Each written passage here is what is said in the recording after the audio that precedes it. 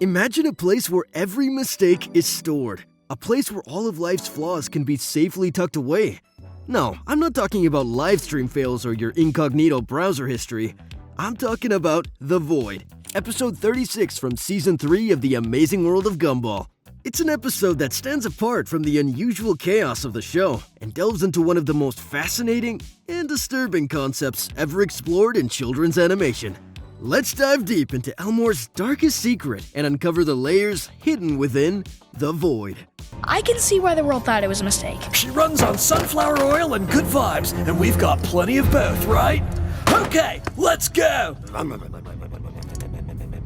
Well, that's weird. I haven't even turned the key yet. The episode starts by enforcing that something is a little weird in Elmore. Not in a paradoxically normal way. Okay, Molly, we just have to get back through that big hole and we're home. You mean that hole over there, the one that's shrinking and almost closed? Yes, exactly. But in a way where they probably should figure out what's going on.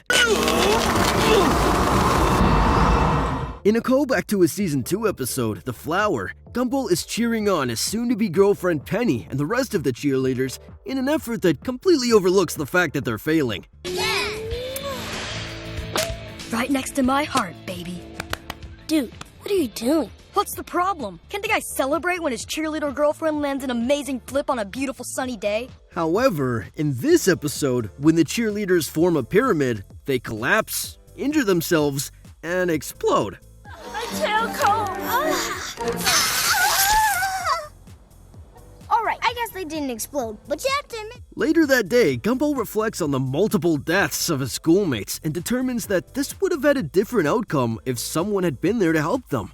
At this moment, the school counselor, Mr. Small, shows up, and dressed in his usual hippie gear, he introduces his tinfoil hat, Janice. Janice could never leave without me. Oh. Look for what's not there. Look for what doesn't. It's more than a fashion statement. It's a memory aid. Mr. Small claims the hat has helped him remember something everyone else has forgotten. Look for what's not there. Look for what doesn't make sense. I think we're looking at it right now. I make a hat! At first, it seems like nonsense, but it plants a vital seed. Something or someone has gone missing from Elmore, and nobody remembers. He then advises Gumball and his friends to look for what is not there, look for what does not make sense. Yeah, if I was the world, I'd be pretty bummed to have come up with someone as boring as Molly. Mr. Small, are you okay? Of course. Pain is just information that the mind can master. So it didn't hurt then. No. Now, Darwin and Gumball start noticing strange anomalies. As Darwin puts his book in his locker, he feels that something is missing. You know, I kind of feel something's missing too. Something that used to be here at school, but now it's gone. Never mind. Look at this! There's no 116! He notices there are lockers 115 and 117, but no 116. The boys conclude that someone is missing, so they refer to the school yearbook for clues. There, they find pictures that show evidence that someone has been erased from this world. Let's look in the yearbook! Stop! Look!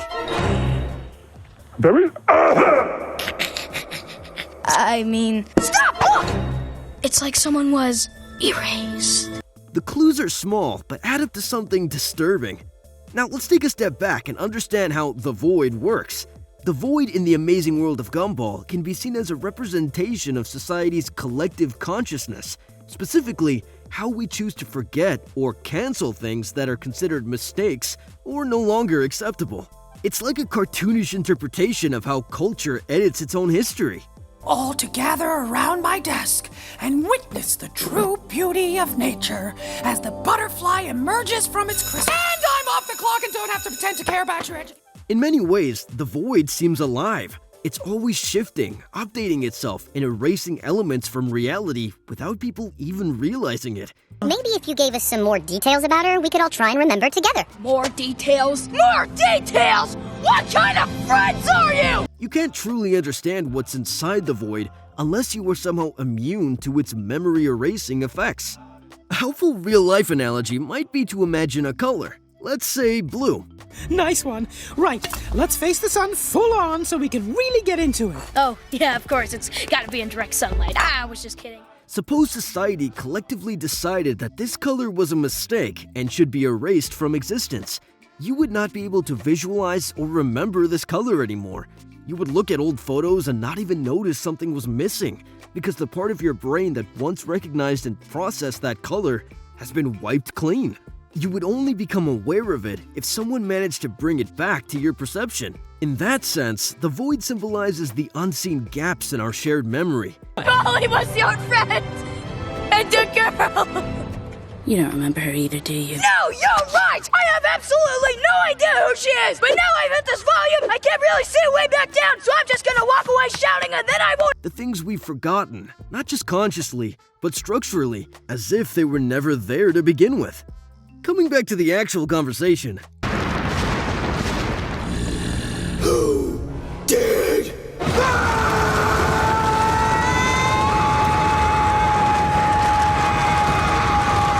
was I. Detention. Dude, why? Gumball and Darwin eventually discover that the missing person is Molly. She was a student who appeared in Season 1, hanging out in the background, attending classes, speaking the occasional line. Her whole house is gone. It's like the world folded in on itself again.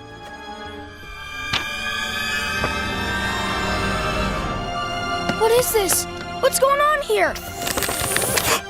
What? She was not remarkable, but she existed. Then, suddenly, she was gone. No explanation, no goodbye. This brings forth a haunting idea. Characters in Elmore can be erased if they're deemed too boring or irrelevant. And the most chilling part? No one remembers them. It's as if they never existed. Bikini to catapult oranges at your dad! What the— Gumball? When I told you to clean your room, I didn't mean put everything in the washing machine! In Season 2, Molly does not have any speaking roles, and it's almost as if she were wiped off the face of the earth. And there really hasn't been an explanation as to why she disappeared. A large part of this episode revolves around Gumball and Darwin, but also Mr. Small. The boys rush into his office and he gives them a couple of tinfoil hats to investigate Molly's disappearance further, starting with the missing locker. Mr. Small advises Gumball to look closely. It does seem like the Void does not consider people thinking of the Void, even indirectly, because, if so, the moment that they mentioned that Molly was missing, their memory should have been erased. I foresaw that you would come to me, so I made these. How did you know? The 6 nipple eyes see the past, the present, and the future. But that's not the case. Gumball discovers a photograph of Molly with him and Darwin standing in front of her treehouse, tucked away in a gap where locker number 116 used to be. According to that photo, Molly has been their close friend. But to be honest, that's not true. I would love to see some of their favorite moments because in Season 1, there isn't much of anything to be able to suggest that Molly was indeed friends with Gumball and Darwin. It is possible that she's a friend of a friend or something similar. However, in this episode, they genuinely care about her and want to find her as soon as possible. Not that one. The people disappearing, remember? We need your help to find our friend Molly. And you're Janice. Right. I foresaw that you would come to me, so I made these. How did you know? The 6 nipple eyes see the past, the present, and the future. 6. So with that, Gumball and Darwin set off to visit Molly's treehouse. While walking, Mr. Small discusses how Elmore is not a normal place and how it sometimes makes mistakes. The boys discover that Molly's treehouse, too, is missing, as well as a gap where the world folded in on itself. Blaze. Oh, hello! It's a pretty weird world, and sometimes it makes mistakes. Do you think the world thought Molly was a mistake? Yeah, if I was the world, I'd be pretty They pry the gap open, and they all get sucked into the void. Inside, they behold every mistake the world has made, such as Jort's, Laserdisc, and the mullet. Gumball and Darwin set off to find Molly, while Mr. Small searches for Janice. Inside her treehouse, they find Molly frozen in time. Molly! Molly? What's wrong with her? Molly. Gumball pokes her, and she unfreezes. She apparently does not remember being sucked into the void, and acts as though she had seen the boys just yesterday. Time, for her, has stopped, and she is unaware that the world has continued without her. More disturbingly still, when asked to describe herself, Molly stumbles. She can't come up with anything interesting or defining. What happened to me? Well, the world thought you were, how can I say this? It's because you're boring. I'm not boring. I do lots of cool stuff. She's just Molly. And that, in the world of Gumball, isn't enough. Gumball must admit the painful truth. Molly was boring. She didn't stand out. She did not contribute to story arcs or bring chaos like other side characters, and that is why she was cast into oblivion. This is brutal, but it's also a razor-sharp critique of how media and society treat the unremarkable in our society. Nonetheless, the trio, after leaving the treehouse, tries to find the gap that is shrinking rapidly. They rush toward the closing gap and meet up with Mr. Small. He manages to find Janice, who turns out to be a van. They board the van and struggle to start the engine. Eventually, the van starts up, and they propel through the gap just in time. Now, one thing that you might have missed in this episode is Rob, who has also been trapped inside the void. At this point in the series, Rob is little more than a background gag, a character who's been quietly phased out. But now we see him trapped in the void, his mind warped by isolation and abandonment. While he doesn't say a word in this episode, his transformation begins here. Forgotten, ignored, and cast aside, Rob's bitterness simmers into something far more dangerous. Gumball and his friends did not take Rob out of the void. I don't know if they left him willingly or just forgot about him, but it was definitely the beginning of the villain arc for Rob. Upon returning, Elmore undergoes a soft reboot. Reality corrects itself, the anomalies disappear, Molly is back, but no one remembers she was gone. Not her family, not her classmates, not even Gumball and Darwin. Even her house is back in place. This is both a narrative reset and a deeper reflection on how we as humans process inconvenient truths.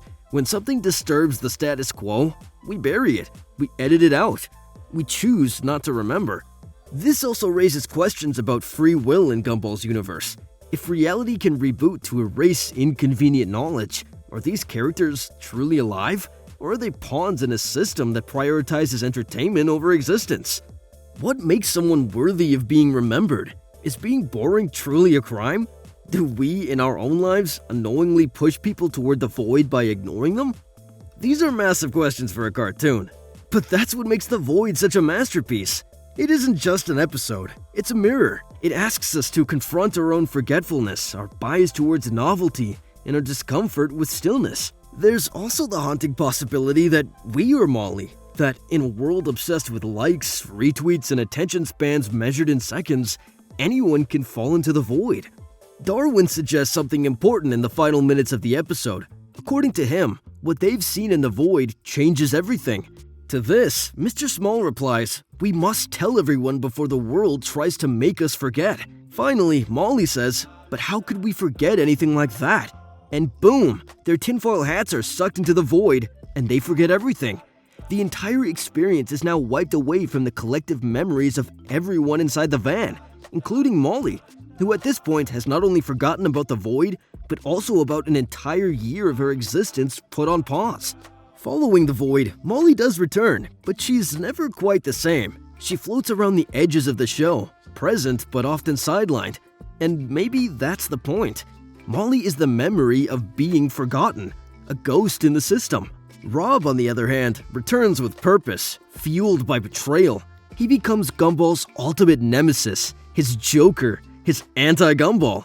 And unlike typical villains, Rob doesn't just want power, he wants to be seen. His rage is fueled by rejection, by deletion.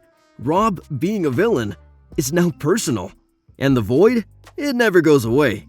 It resurfaces in future episodes, especially in the finale, looming over Elmore like a glitch waiting to be triggered. The Amazing World of Gumball has always been a show that mixes absurd comedy with sharp commentary, but The Void is on another level. It dares to ask, what happens to the characters who don't matter? What happens when the universe decides you're not interesting enough? And how do you fight for relevance in a world that only values chaos? So, the next time you're watching this show, pay attention to who isn't there. Remember Molly, remember Rob, and remember The Void. Because in this universe, and maybe in ours, the line between being remembered and being deleted is thinner than we'd like to admit. And in a world addicted to spectacle, perhaps the scariest fate of all is to be forgotten. Do you think the writer was giving us a reality check while writing this episode? Let us know in the comments below. And if you've reached this far, like the video, subscribe to our channel, and click the bell icon so you never miss on any of our future updates. See you in the next one. Until then, take care.